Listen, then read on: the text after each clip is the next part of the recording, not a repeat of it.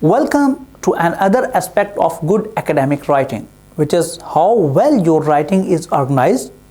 We refer it to the structured and organization, which means the step-by-step arrangement of content in a logical flow so that the reader feels the continuity and better understanding.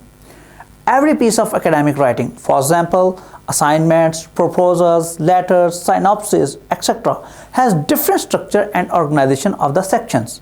Generically, this organization of section in a document are usually assembled and referred as template. The most basic and commonly used sections in any writings are introduction and background of the topic, main content, and the third one is the summary or conclusion. Commonly, the teachers and institutes have already developed templates of proposals, assignments, synopses, or project and thesis comprising of required sections in an orderly flow. What if the template is not provided?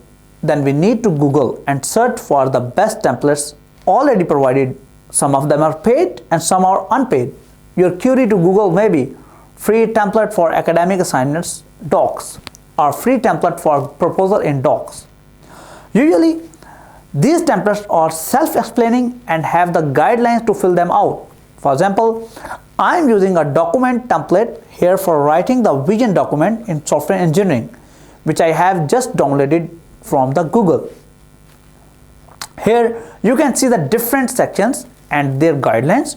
But what if you are disconnected from the internet and need to write a document? So here we learn the necessary part of an academic writing. There are many templates available on the internet for your assignments with different structures of the sections. But we will see the most commonly used sections which are unavoidable in any document.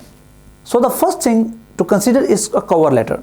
It is very important to add a cover letter because for the teacher or in case of resume for an employer having many documents on a table, he or she can easily distinguish your one with the help of cover letter without going into it. For this reason, you may go to the MS Word, go to the insert menu and select the cover page option. You may have the one which is suitable and add it. The other important thing is the table of index. The third thing is to consider is page numbering and the footer or the top of the document.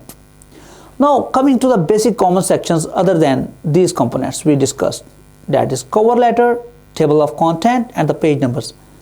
The first section is introduction or background, where you explain what is this document about and what are the reasons of writing this topic and what is the previous history in concise and precise way. The second one is the main content of the topic, where you write your opinion working on the topic. The third one is conclusion section, where you conclude all the stuff which is called the summary.